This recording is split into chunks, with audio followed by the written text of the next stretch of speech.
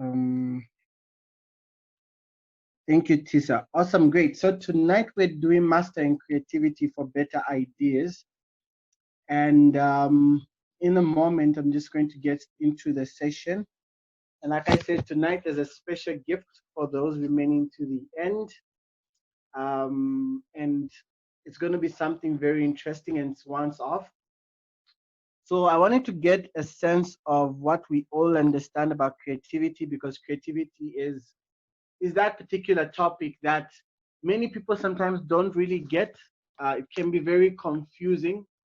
People may think creativity is art. So is there any person bold enough wants to tell us what they believe creativity is as we get into the session tonight? Any person wants to share their, and all the answers are correct.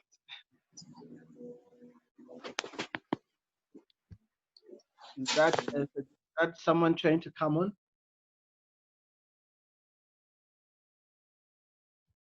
Okay, so no one is trying to give us even just a small idea.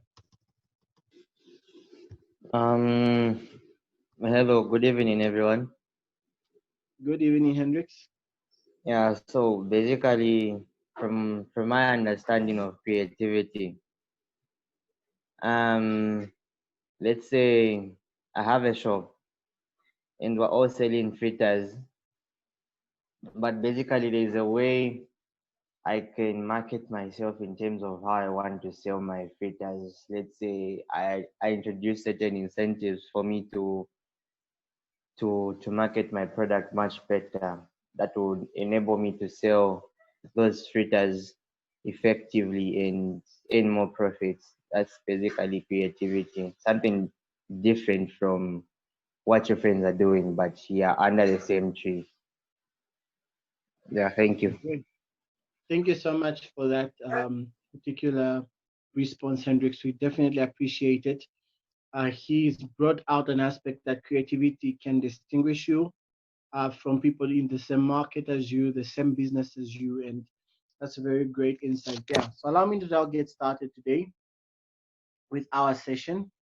So, what do we know about creativity, or in other words, what is creativity? Now, you see, creativity can be defined as problem solving with relevance and novelty. Okay, problem solving with relevance and novelty. And this is, I got this particular definition because there's a lot of insight in it by Stefan Mamoro. And if you look at it, it mentions on creativity is how creativity is essentially problem solving. But then it's a different type of problem solving, because at the end of the day, it's got two particular factors, or what we would call key characteristics about creativity, and that's relevance and novelty. When you talk about people being creative, it means that they are solving problems with the same level of relevance, and relevance is the degree to which a problem is solved. So it means creative people solve real problems. They solve problems that are real, that are relevant. And when we talk about creative people, we're talking about people who know how to come up with those ideas, those solutions, those concepts that solve problems that are relevant to be solved, that come up with solutions that are relevant to the problem that's being faced. So if we asked you today to solve the biggest problem I would say right now the world is facing, being the COVID-19, we're asking how relevant and how novel being the degree of uniqueness or originality of a solution process. I'll say that again. The degree of uniqueness or originality of a solution process.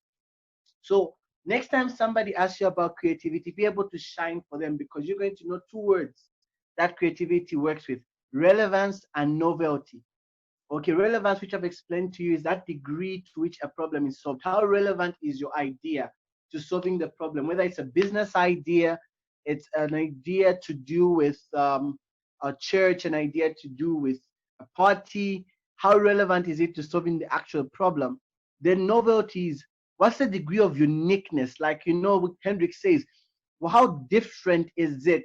What's that unique value proposition, that unique identifier that, you're doing something that's unique to you, that's original, that has this vibe of being something unique, that has this vibe of being something genuine. And this is what I tell people. And I have a quote that says that at times you do not need to change who you are, you need to change your audience.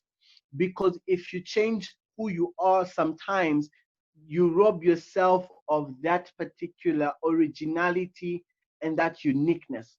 It's not everything you need to change for, because there's a certain level of uniqueness that you can have in your creativity. And I wanted to lay this foundation as we talk about creativity tonight, and really mastering creativity for better ideas. It's really hard for you to get into talking about creativity when you do not get to understand what it really is. And let me just demystify something right now. Many people think creativity is art, all right? And I think it's something artistic. Now, it's known that you cannot teach an art. An art can't be taught. It can be, for the most part, they say an art can be inspired. Okay, where someone can be inspired, it can have an imprint on someone, but it really can't be taught. But why I feel creativity is not really an art but a skill is the fact that you can actually learn to become creative. There's been a lot of debate whether creativity is a talent that someone is born with. They're just born and they have this talent and they are creative. But there is need to understand that you can actually learn creativity. And I'm going to run through some stuff today that might help us get to that conclusion. And you really need to understand this, because as a person, whether you're an entrepreneur, being an entrepreneurship platform, the Idea Capital Development Entrepreneurs Mentorship Program, whether you are an entrepreneur or you are a professional or you are a person that's a leader in a different capacity and an association, you're going to see the need to be creative. Having that said, what we'll look at tonight, let's just have a look at that. So tonight, we will look at why we need to be creative. Okay, we're going to look at why we need to be creative, why this is important, why you being here is very important. We're going to look at disruptive versus incremental ideas. We're going to look at understanding idea generation, and lastly, understanding idea innovation. I'll go through that again. Why we need to be creative. What's the value? Why is it important? Okay, how can I see myself being creative every day? Disruptive versus incremental ideas. What's the difference? Which one should I lean towards? Disruptive or incremental? What's understanding idea generation? A very key thing, and understanding idea innovation. With that said, allow me to move on. So, why we need to be creative? Here are a few reasons. It's not an exhaustive list, but I believe this is a list that definitely should be able to cut across your need for creativity. The first one being that we need creativity, because we need it for generating,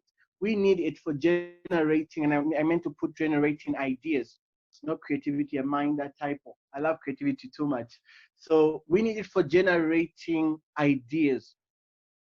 You need creativity to generate ideas. And if you've worked before, or you're working now, or you're an entrepreneur, you're going to find out that having ideas to solve problems, or I'll say having ideas for a business, becomes very vital.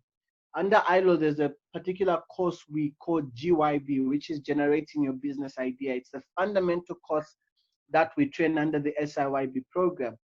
And the goal is that a potential entrepreneur must first run through that training with us, so that we help them be able to generate the business idea. And if you had took that course, we get to run you through the components of that business idea, such as what will you be selling, who will buy from you, and the list goes on to the 5 things that are required for you to have a business idea in place. It is only when you have a business idea that you now move to action and do a business plan, not the other way around. So you need creativity for generating ideas. Ideas are generated from creative minds. Another reason why we need to be creative is that we need to solve problems. There are many problems that arise, and I hope you see there's a difference with solving problems and ideas. And let me put it this way. When we talk about solving problems, we're looking at a solution. When we talk about generating ideas, we're looking at ideation. These are different terms. And ideation, this is the process in which you create and bring out new ideas, like drawing them from the air in a way. Solving problems, this is a process structure towards how you actually solve a problem that's in existence. And in a previous session that I once carried out, I talked about defining your problem and how that is very important. And you need to be creative so that you can solve problems. And to solve problems, you really need to listen to that session I covered. You really need to know how to define the problem, because you can't start solving a problem unless you really understand it. And I gave those of you who attended my formula that I call Lucy B. Lucy B is LUSI, and I put a hyphen, then B. So why Lucy B? L stands for large. The idea must be large enough. U stands for urgent. It must be urgent enough. S stands for specific. It must have a level of specificity.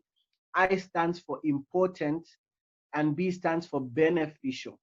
So that's a topic for another day, but we need to be creative so that we can solve the problems around us, whether it's your personal problems, your business problems, your professional problems. You need to be creative. More wise on why we need to be creative is that we need to be creative for creating concepts that direct. Concepts. One of the things that you find very important about a work setting or business setting is that there are certain concepts that you will operate by.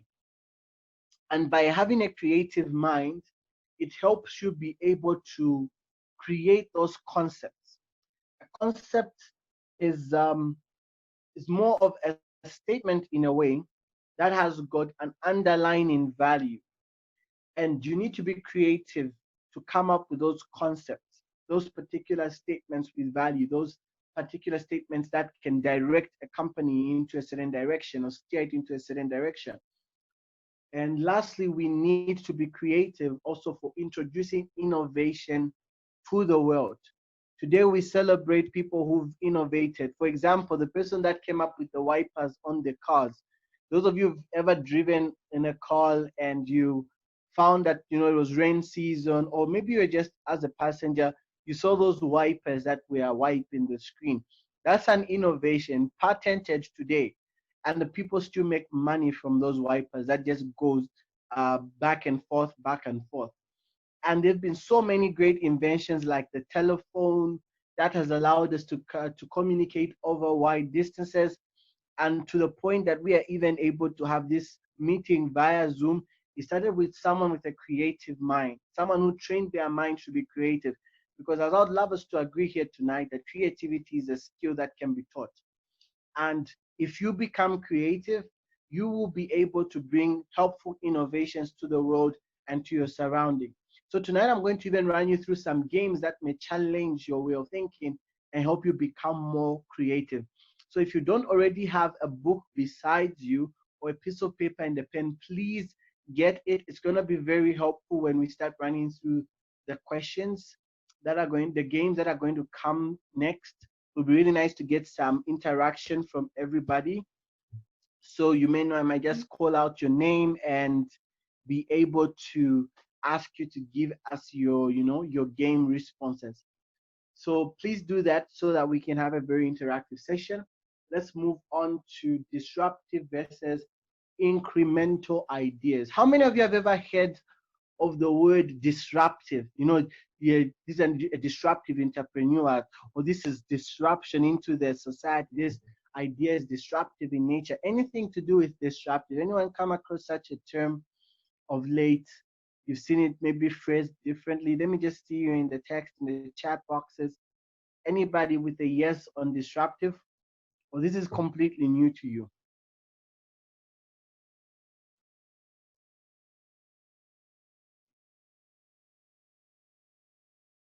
Okay, I'm waiting for anybody. All right, so no one has heard about disruptive. All right, let's see.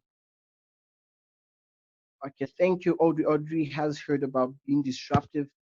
And there's a term, that term is being used quite a lot. It's thrown around, sometimes used correctly, sometimes not. Thank you so much, all those who are pouring in Hankombo, and Q as well, Shimba as well. Thank you. So you'll find that today many people have talked about disruptive ideas, that disrupt the norm. And this is a very cool word to use and throw around, but I hope we really get to understand what it means and its value in our session tonight. And there's also what I love to term as incremental ideas. And so we're going to just get into a deep dive in how this is valuable for you. Remember, tonight we're talking about mastering creativity. We've already looked at how creativity has got a degree of has got relevance, which is a degree to which the particular solution solves that problem, and also novelty, which is talking about the uniqueness, that originality. But now we want to dig deep into what disruptive and incremental ideas are. So I love the particular drawing that's on the screen. I don't know if you can see that. Looks really creative. That particular, drawing that looks like a tree again, and then it looks like a fan to some degree, and you see it's got so many detail on it. And it's something that's not really an everyday thing. Okay, you really can't say what it is. Okay, it may look like stuff, but it's not really stuff. And I put it here because it's going to really help us begin to picture into something that may be disruptive. Now, when you talk about something being disruptive, this is something that is highly novel. Okay, and we looked at novelty as being the degree of uniqueness and originality. This is something that people have never really thought of, or really seen in implementation. When we're talking about a disruptive idea, we're talking about an idea that may go against the norms of everything that we know, something that may challenge what we believe true. And one of the most disruptive people we have in our times is a man by the name of Elon Musk. When everyone else was talking about the rocket being able to go into space and how expensive it was, he was the one that began to ask the real questions. He asked, why is it expensive? They're like, no, because that particular shuttle has to be destroyed when it is, once the rocket is launched, it gets damaged. And he says, okay, then why don't we do something about that? And he began to question so much into it that now today he's reduced the cost of launching a rocket to space, because this time a rocket can launch to space and land back on its feet. Back then, it didn't have that provision. Once a rocket was launched, the launcher got destroyed with the launch. But he managed to deal with that problem. He went against the norm, and he has, for that reason, come up with a disruptive technology that allows space people, the astronauts, to go to space and return without needing to build a new rocket. And currently they are working on a model to have rockets be the means of travel around the world. It means you and I will be able to travel to a place like the US within few hours, like an hour, because of the speed of a rocket. Like, you'll be moving from here to Australia and you'll be there. It's like you just call your friend Garfield from the UK and say, hey, Garfield, I'll be there at 13, and you're still in Zambia. And boom, you go, because people are thinking disruptively. Now, disruptive thinking is very important for companies that want to stay alive. All right, it's very important that you get this point, because if you're going to stay in the market and be competitive, you need to have a disruptive team. Many people get so comfortable because the solution has been accepted that they stop working on disruptive ideas. And that becomes terrible because guess what happens? You become like IBM. IBM before Microsoft, before Apple, was the largest computer distributor and producer in the world, or like Zambian Lego in the world. And that was definitely IBM. And they got comfortable at some point, I believe, and they stopped being very disruptive in their model. They felt that since they were doing so fine, that with selling the computers as big as they were, they felt they never needed to innovate. But that costed them heavily, even when they had an opportunity to be the ones to go front with that when Bill Gates gave them an opportunity. But you see, because IBM failed to be disruptive in the way they were thinking, they missed their time. And this is a caution I want to throw out to each person on tonight's Idea Capital Development Program, that do not cast wind to being disruptive. Even when your model of business is being successful, be a person that's brilliant and sharp enough to have a team that helps with disruptive thinking. And that is why organized teams have got what we know as an R&D department. This is research and development. This is a department that's solely dedicated to being able to invest in new ideas that are disruptive, that keep a business alive. Google is one of those companies that always wants to remain disruptive because they've realized that they do not want to turn out like IBM. Or how many of us remember Blockbuster DVDs? I remember I was young enough to remember the Blockbuster DVDs that you could go borrow from places like arcades. And with those DVDs, you could borrow them, you'd rent a DVD, go watch them, and return them. But those people were so relaxed on um, being able to become disruptive in thinking. And even when Netflix was coming out, actually they had an opportunity to buy in at the time, but they didn't believe that the future of entertainment was going to be on an app in an internet setting. And they missed that and they lost out on a huge deal. Today there should be only one blockbuster venue available in the world, because in as much as the idea worked initially, they abandoned disruptive thinking. They abandoned having disruptive ideas. So my encouragement or my advice to you are from the capacity I can advise from as a management consultant is that do not cast wind to stopping disruptive thinking in your department. Have some level of commitment towards research and development. And for you to stay competitive, always keep on thinking, how can I be more disruptive? Be like Google, who's trying to, they get to do something like Google Meets. Next time you see them doing Google Hangouts, they'll be doing Google EdTech. And they try out so many stuff. They do not want to be left out on the next wave. And guess what? With the COVID-19, Google Meets is making them money. They may not be as prominent as Zoom, but so many people who use Google Meets are paying the money. Why? These guys have chosen to remain vibrant, remain valuable in the system. And this is what many of us forget once we get successful. So if you're successful, well done. Don't stop there. Always leave room for this type of ideas. The second type is what is known as incremental ideas. Now, there's a difference with incremental ideas and disruptive ideas. Incremental ideas, this is where you build upon an idea that already exists.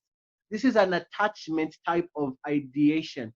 This is where you attach to something that exists and just improve on it. So incremental ideas are important for teams on a day-to-day basis.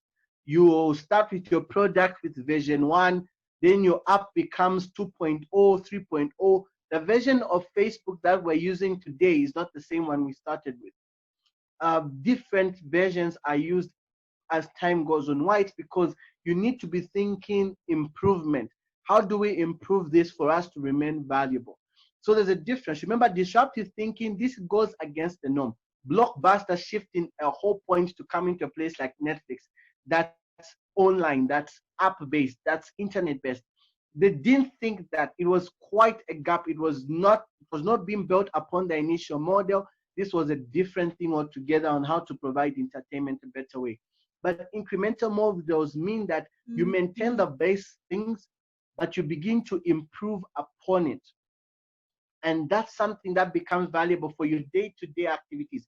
So you have your R&D department that may be focused on the more disruptive elements. But people in your marketing department may be looking on how to improve the product so that customers buy it more. People in your operations may be giving valuable feedback on what customers are saying. And you know, with that operation and that particular collaboration within your teams, you can remain viable, you may remain relevant because you're consistently solving the right problem. Remember how we started this particular session? We said creativity is problem solving with relevance and novelty. What's relevance again? Relevance is the degree to which you are solving the right problem, and novelty is the degree of uniqueness and originality. So creativity must always remember to be relevant, to solve the right problem, and to be novel, to consistently be unique and show that originality. With this foundation built in, I want us to do a quick game today. And that's in our next segment, where we are looking at understanding idea generation. I asked if you could have a piece of paper because I want us to get to give feedback. I'm going to ask about one or two of you to be first to give a response, and I'll really appreciate that. So now this is a game we're going to play. In under 1 minute, because of time, and I want to try to set my timer. In under 1 minute, I want you to list down on a piece of paper the type of toys you feel kids of pirates would have. You know, if you've ever had Kiola before, or if you've ever opened a cereal box, those type of cereal boxes that normally used to have a toy inside. What types of toys do you think children that grew up only where there were pirates, the people on the ships, would have in those boxes? So I want you to start writing down a list on what you think those type of toys would be. An example, if we're talking about cowboys, I would say maybe a cowboy boot. Now we're talking about pirates, so begin to write down right now a list of things. I'm giving you 1 minute to write down a list of toys you think the children would have. What type of toys would they have? What would they look like? So under 1 minute, your timer has started. So just start writing. I might pick you on random. Under a minute. The list of toys that would be found in a cereal box. What kind of toys do you think would be found for pirate kids? What would they be playing with? Okay, 30 seconds gone. 30 seconds left to the game. Thank you, for those of you joining us. We are currently playing a game where we are getting a list of toys that pirate kids would have if they were found in a cereal box. Okay, so 15 minutes or 15 seconds left. 15 seconds left. I hope you have your list ready. No, you don't have to write them in the box. Write them on your list. I'll ask you soon. Okay, done. All right, so I'm going to just quickly ask you, all of you, to type in the number of the number on your list. How many did you write? So if you wrote 2, put 2, just put how many. Just start typing in. All of you, this is a requirement.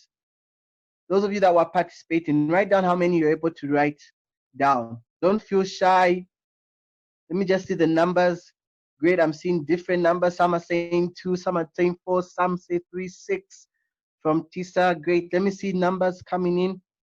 Awesome, keep on seeing those numbers. We're gonna learn a lot from this today. I see 3, thank you so much. Amazing.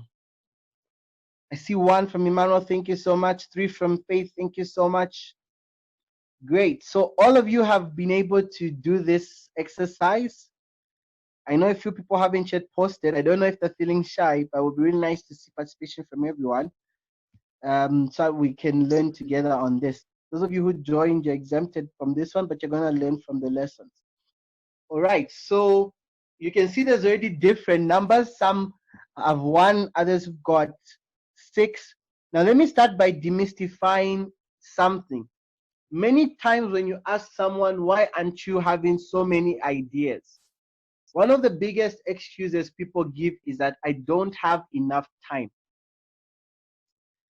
They ask you to say, hey, Mapalo, how come you just doing one thing? Why don't you think more? Why don't you plan to do more? Like, why don't you improve your services?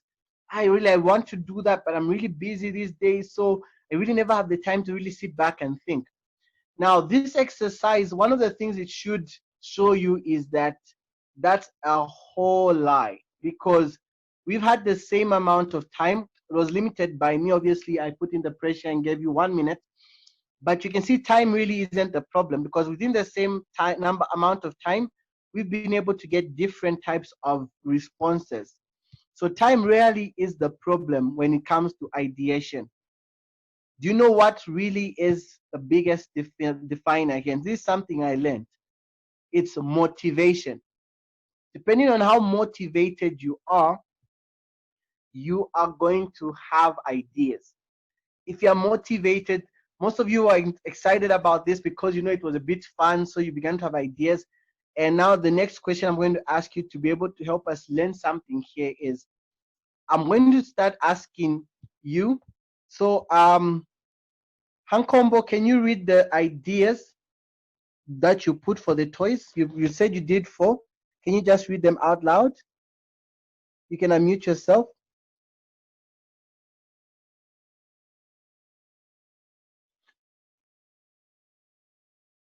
Hankombo? I hope no one is feeling shy.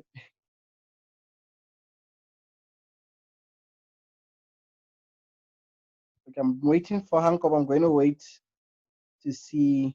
Okay, whilst Hankombo is preparing himself, Tisa, can you kindly share with us the ideas that you had, the first 3? Okay.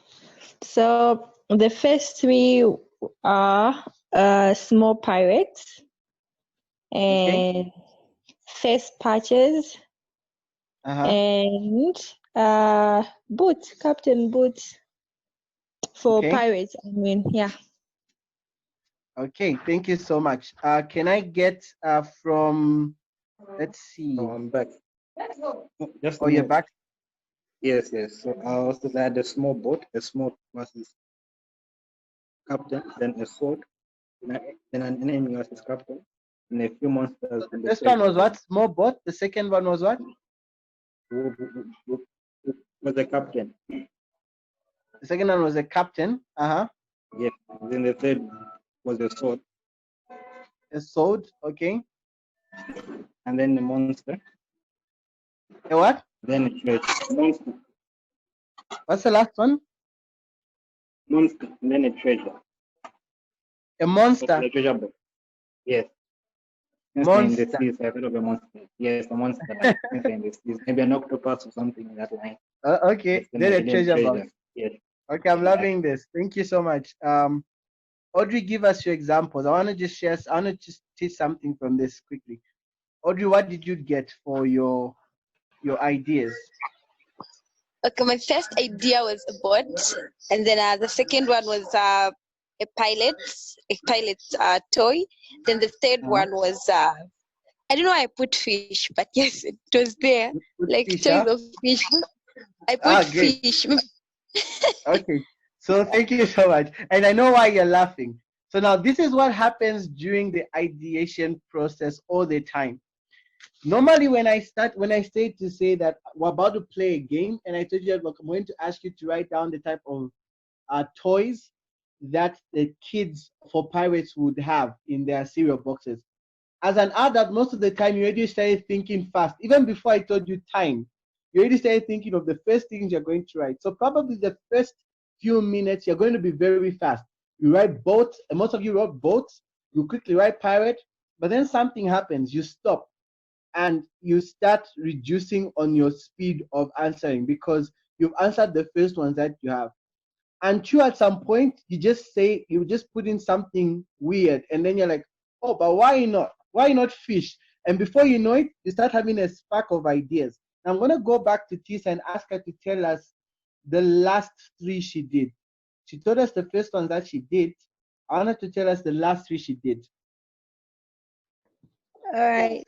The last three I did were treasure box. Did I mention hooks? I don't know, you didn't mention hooks. Okay, hooks. And then did I say first patch, sword, and small pirates and bots? That's 6. That's 6, huh? First patch, boats. But what was the order?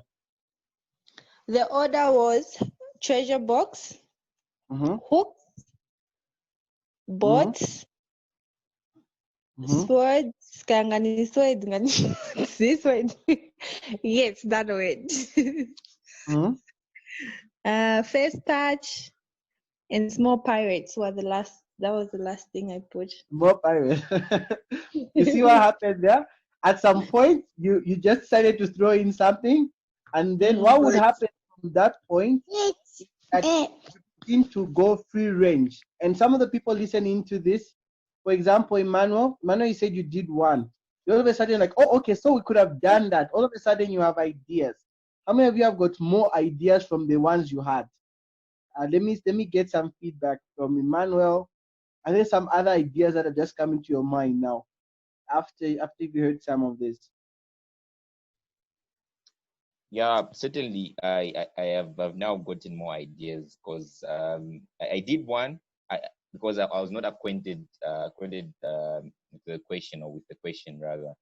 So like, yeah, pirates, and yeah. So those new to me. So yeah, I had to struggle a bit. So I only wrote one. Awesome. So thank you so much all for participating. So the lessons to be learned from this is that when it comes to idea generation, the challenge often isn't the time you have. The challenge is the motivation that you have to actually ideate, to actually begin to think of ideas. And all the time, there's a pattern around ideas. Often, the first moments when you sit down to do ideation, whether as a team, which is better, because it has been proved that brainstorming sessions alone normally are not as effective. So now if you're working as a team and you now are ideating together, you find you're gonna start with the hype, then you reach a point where you will all stop thinking because all the obvious things are done. And that's the part where now true innovation starts coming in. Because once someone says something funny, like fish, out of nowhere, now everyone starts now throwing in, oh, okay, maybe this can come in and this can come in. And that point in time, that's where now the real innovation starts coming in. For the most part, we want to always stick to what we know. We know too much, and that hinders our ideation. It hinders how we generate. I'm going to share this a bit more in the next game we're about to play. Then I'll wrap it up well. So we already looked at disruptive thinking, why it's important for you. We've talked about incremental thinking, and now we're looking at idea generation. I want us to get to do another activity that will help us understand innovation. Those of you who didn't participate in the first game, at least you can participate in this one. So just a minute. This particular game is known as the ultimate desk.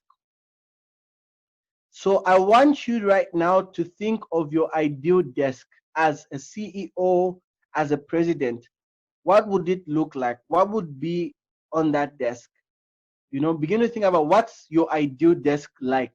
That's really the question. What's your ultimate desk like? So I want you to start writing down the features of that desk. I'm giving you a minute for that.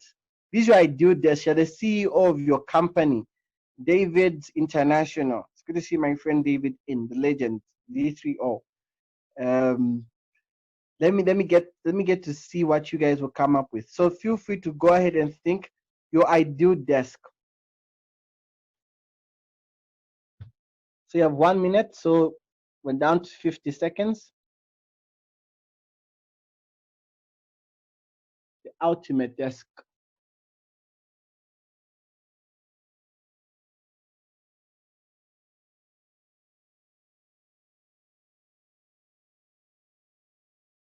All right. We're down to 40 seconds, sorry. Keep thinking about your ultimate desk, that ideal desk. What would it have? Down to 30 seconds.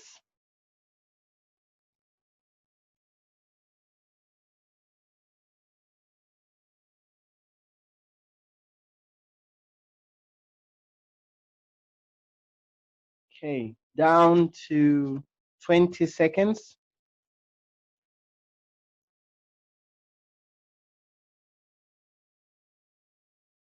Down to 10 seconds.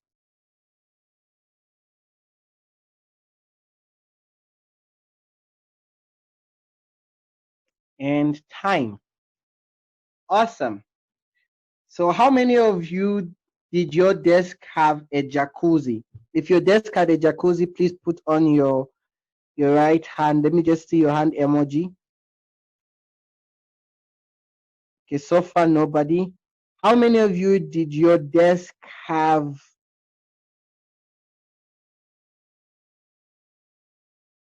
yes? How many of you had a desk that had a food bar, like a table with a bar on it, a food bar? Okay, no hands yet. Great. Some of you asking, oh, we could do that. Okay, let's see. That's can't qualify.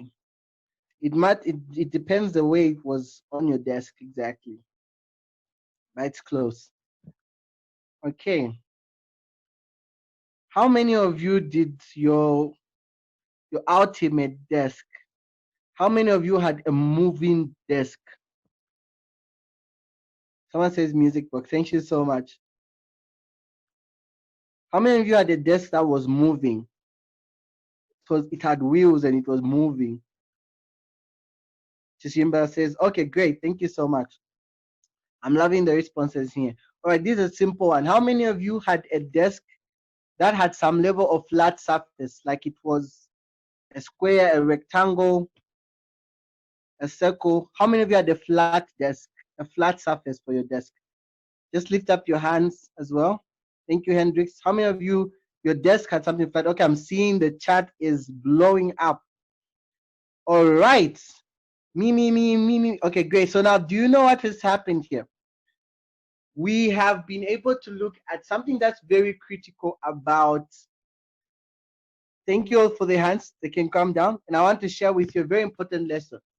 This particular session is known as understanding innovation. But let me ask a question. Why did none of us think, okay, Chishimba, why wasn't yours flat? Tell us, before I get in, what was your desk like? Kindly unmute and tell us. Okay, for me, the reason why my desk wasn't flat, because I thought of creating an upper surface where I can put a cake and a glass, then the other side where I can put a portrait of a painting. Okay, so those are levels, but were the levels flat? Yes, they were. Okay, but thank you so much. Thank you so much. Awesome. How many of us thought of having a desk that's spherical in nature? No flat surface, but it's spherical. Some of you are like, but there's no desk like that. And that is the problem. We know too much such that we have become accustomed to attaching ideas to other people's solutions. If you are to truly change the world with disruptive ideas that are highly innovative, you need to think outside the norm. You need to forget what you've learned and think differently. There's a team of people that came up with a floating desk. It was a spherical desk that someone could go sit inside. It's a bowl and it floated on water. And whatever they needed was there. It was in a 360 degrees. They could get what they needed from the top, the side, the bottom. But all of us didn't think about that because I used the word desk. And the moment I said desk, you started thinking of something flat. And that's the challenge about thinking on what we have known to think all the time. Now, this happens all the time in businesses. Whenever you're entering into a loan business, you want to think like everyone. You're entering into the pencil business, stationery business, the cake business, you're thinking just like everyone. It means we are accustomed to being attachers instead of being people who come up with innovative ideas. And that becomes the challenge. So sometimes to really be innovative, you need to forget what you know and think from scratch. Thank you, Emmanuel, saying, wow, I love that response. And that becomes creativity. Remember, I talked about creativity must have relevance and it must have novelty. The guys who came up with that desk that is a sphere, that was irrelevant because it solved all their problems. Within a sphere, they are within easy reach of everything they needed, because the sphere allows you to reach every point with equal distance, called as radius. For those of you who've done math and remember your math well, it's a radius distance. With a desk, there are certain things that are more closer to you, some are further from you. With a globe, everything was near. Whether it's the food compartment, what compartment, it was near. It wasn't flat, but it's still a desk. So we must not be limited and confounded to what the world has labeled or the solutions of others. If we're to really to be innovative, you must learn to unlearn what you know and begin to think through great stuff. Tonight has been a session that's great, and I'm going to share with you my gift. All of you that are here tonight, I hope you've learned a lot. Before I share the gift, I'd like to get some questions as well, as I'm going to share a link for you. This particular link